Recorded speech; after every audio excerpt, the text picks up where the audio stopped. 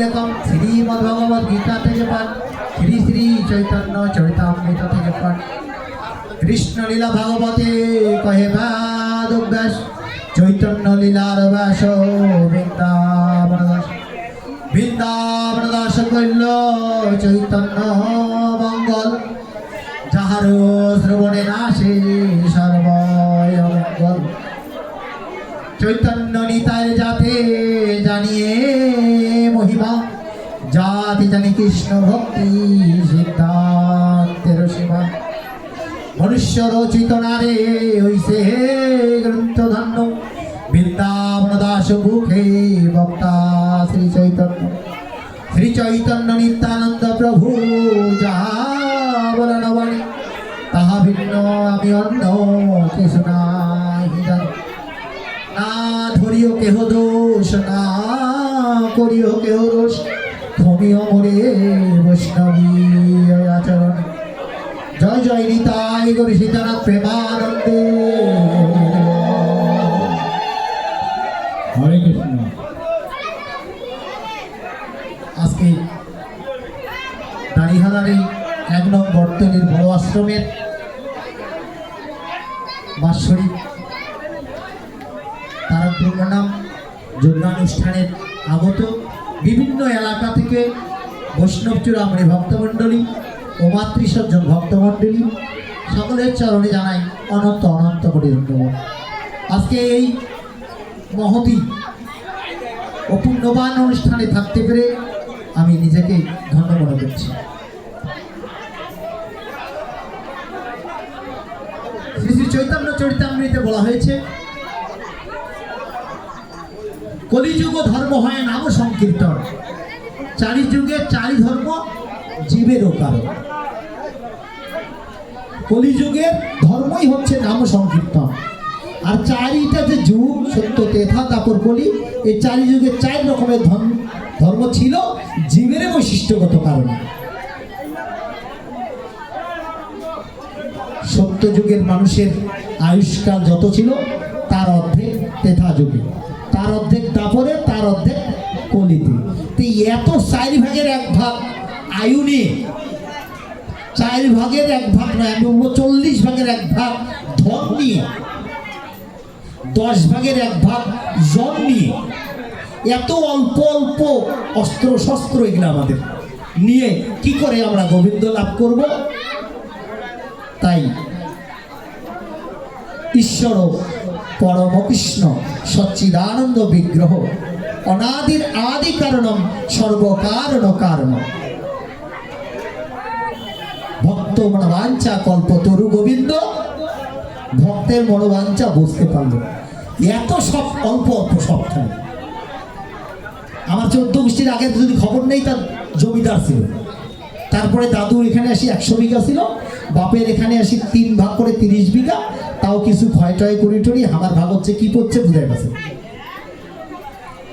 তাহলে অল্প ধন, অল্প জন, অল্প আয়ু, এই অল্প অল্প অল্প অল্প নিয়ে কি করে গোবিন্দকে লাভ করা যাবে? গোবিন্দ নিজে চিন্তিত হলেন, কারণ গোবিন্দ দয়াময়, গোবিন্দ মায়াবান, দয়াবান। তিনি চিন্তা করছেন এই কলিতেও, এই কলি হতো যে জীব বলা হতো, সেই জীবদেরকে আমার উদ্ধার করতে হবে। শ্রীমদ্ ভগবদ গীতায় তিনি বলেছেন 4th অধ্যায়ের 7ম 8ম শ্লোকে, ইয়াদা ইয়াদা হি ধর্মস্য গ্লানির্ভবতি ভারত অভ্যুত্থানমধর্মস্য তদাত্মানং সিদাম্যহং পরিত্রাণায় সাধূনাং বিনাশায় চ দুষ্কৃতং ধর্ম সংস্থাপনার্থায় সম্ভবামি যুগে যুগে। তিনি বলেছেন, হে অর্জুন, জগতে যখনই যখনই ধর্মের গ্লানি হয়, অধর্মের প্রাদুর্ভাব বেড়ে যায়, তখনই আমি জগতে অবতীর্ণ হয়ে আক্রান্ত সাধুদের রক্ষা করি, অধার্মিকদের বিনাশ করি এবং পুনরায় ধর্ম সংস্থাপন করি। তো আজকে থেকে 550 বছর পূর্বে এই সনাতন যখন প্রায় বিনষ্ট হতে চলেছে, দলে দলে কাতারে কাতারে আমাদের ধর্মের মানুষেরা যখন অন্য ধর্মের দিকে ধাবিত হচ্ছিল, তখন বৈষ্ণব চূড়ামণি অদ্বৈত আচার্য ঠাকুর শ্রীমদ্ ভগবদ গীতার 4th অধ্যায়ের 7ম 8ম শ্লোকের ওই মর্মবাণী উপলব্ধি করলে এবং তিনি গোবিন্দকে স্মরণ করে, হে গোবিন্দ, তুমি তো বলেছো যে যখনই যখনই তোমার ধর্ম নষ্ট হতে চলে তুমি জগতে অবতীর্ণ হও। আজ তোমার সময় হয়েছে প্রভু, তুমি এই ধরাধামে অবতীর্ণ হও। তিনি 12টি বছর ধরে প্রতিদিন একটি করে তুলসী পত্র গঙ্গার পায়ে দিয়ে তাকে স্মরণ করলেন। ঠিক 12 বছর পূর্ণ হওয়ার সাথে সাথে গোবিন্দ বৈষ্ণবাচার্য বৈষ্ণব চূড়ামণি অদ্বৈত আচার্য ঠাকুরের ডাকে এই জগতে সনাতনকে রক্ষা করার জন্য অবতীর্ণ হল। এই অবস্থা কেন হচ্ছিল? এই অবস্থা হচ্ছিল উচ্চবর্ণীয় যারা আমাদের সনাতন ধর্মী ছিল তাদের অত্যাচারে শূদ্রেরা ও বিশেষ করে মায়েরা দলে দলে কাতারে কাতারে অন্য ধর্ম গ্রহণ করছিল।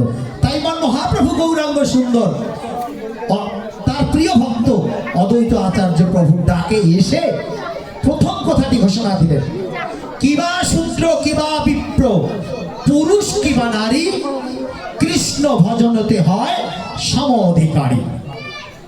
কিবা শূদ্র কিবা বিপ্র, হোক সে শূদ্র হোক সে ব্রাহ্মণ হোক সে পুরুষ হোক সে নারী, সবাই কৃষ্ণ ভজন করতে পারবে। তার কথায় সেই দিন থেকে গোবিন্দের সেই কথা আমরা আজকে কি একসাথে সঙ্গ করে শ্রী গোবিন্দ তথা ভগবান কৃষ্ণের পূজায় অবতীর্ণ হচ্ছে। আর ঠিক সেই কথাটির জন্যে তিনি ঘোষণা করলেন তার প্রিয় পার্শ্বদ তৎকালীন সনাতন গোস্বামীর প্রতি যে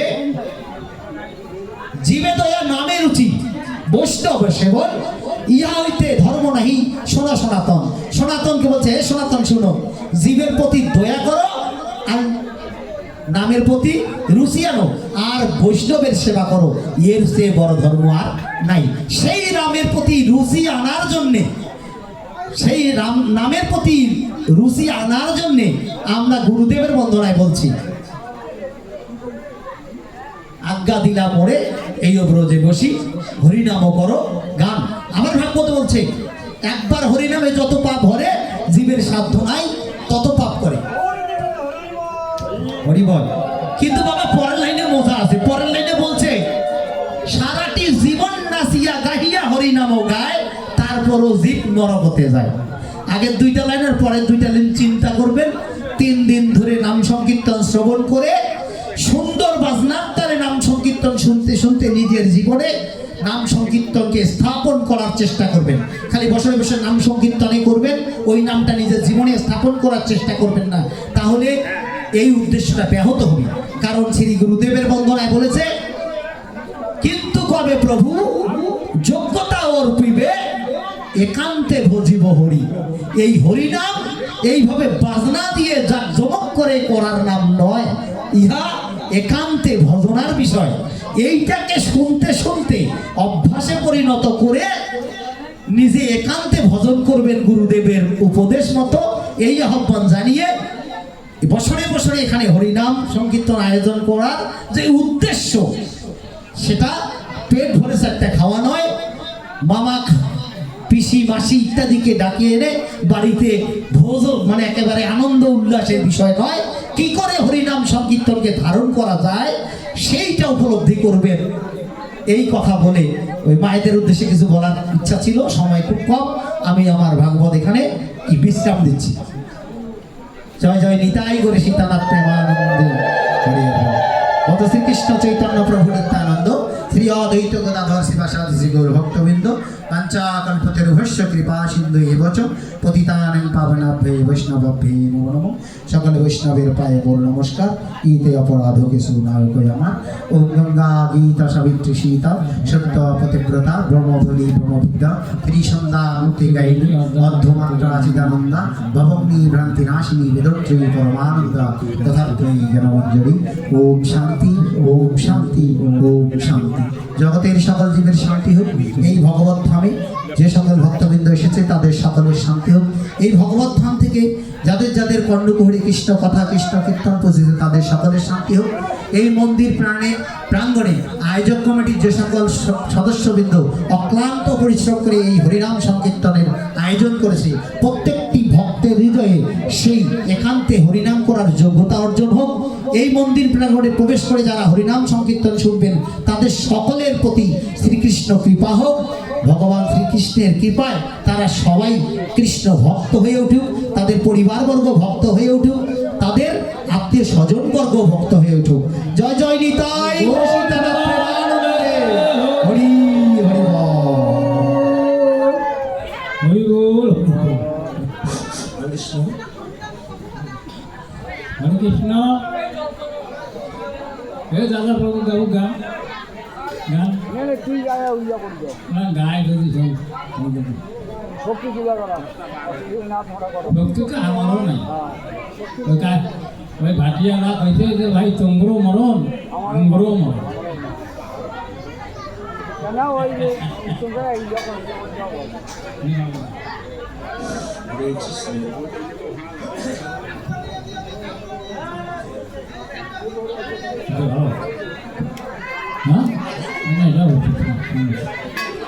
শ্রী শ্রী নিতাই গৌর প্রেমানন্দে হরি হরি।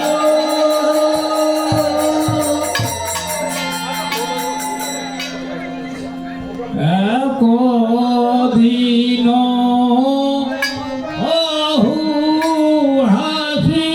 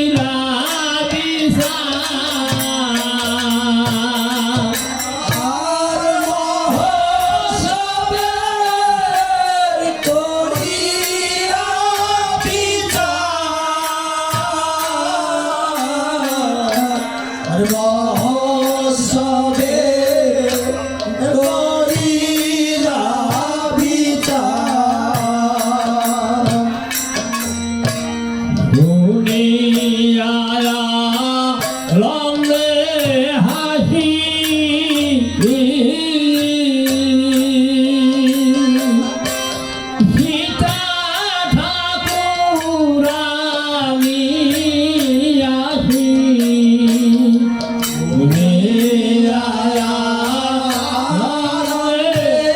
হাসি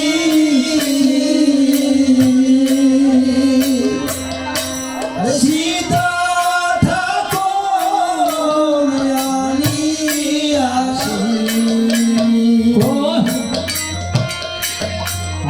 আর কহিলে না মধুরা বাসা কহিলে না মধুর বাসা আর কহিলা মধুর বচন আর কহিলা মধুর বচন আর তা শুনিয়া লন্দ মনে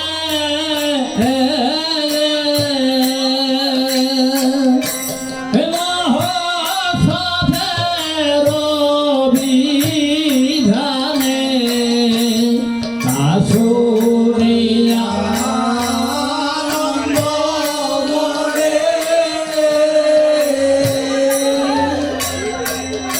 আর মহোৎসবের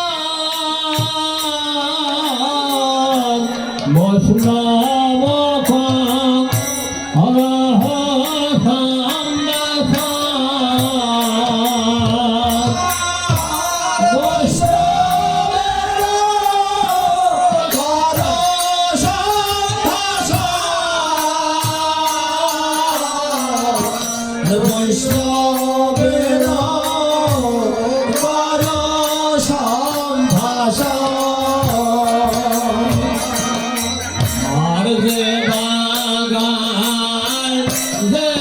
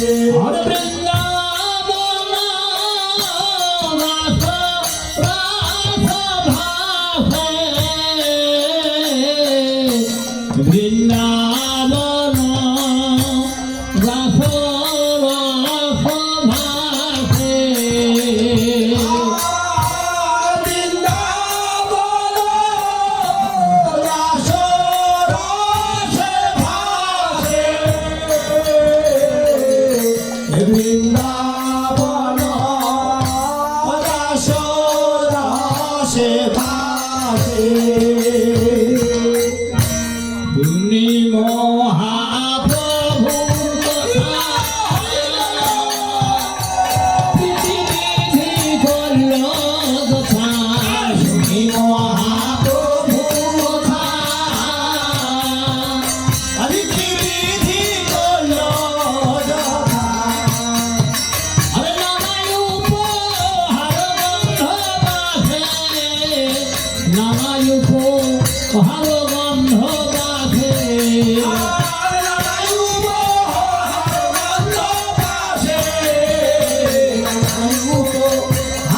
গন্ধ বাসে হরি হরি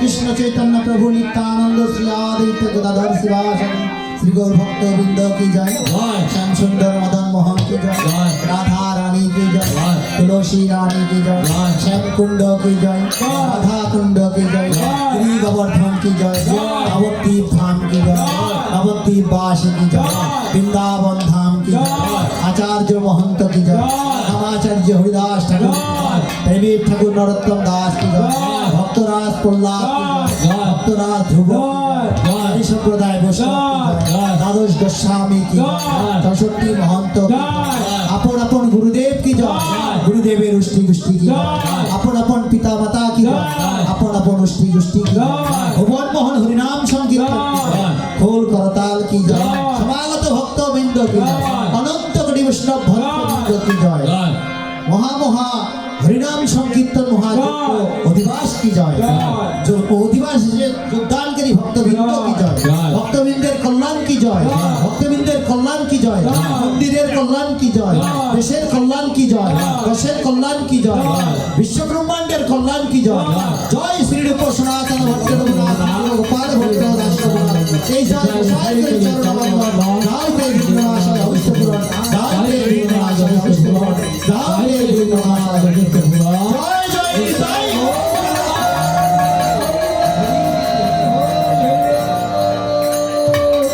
হরি বল হরি বল, হরে কৃষ্ণ হরে কৃষ্ণ হরে গুরুভ্যে চৈতন্য চন্দ্রায় রাধিকায় চ দারাই কৃষ্ণ কৃষ্ণ ভক্তায় তৎ ভক্তায় নমো নমঃ। মাংসা কল্পতরু কৃপা পুণ্যেশ পতিতানাং পাবনৈষ্ণভ্যো নমঃ। ওম নমো ভগবতে বাসুদেবায় শ্রী গোবিন্দায় নমঃ।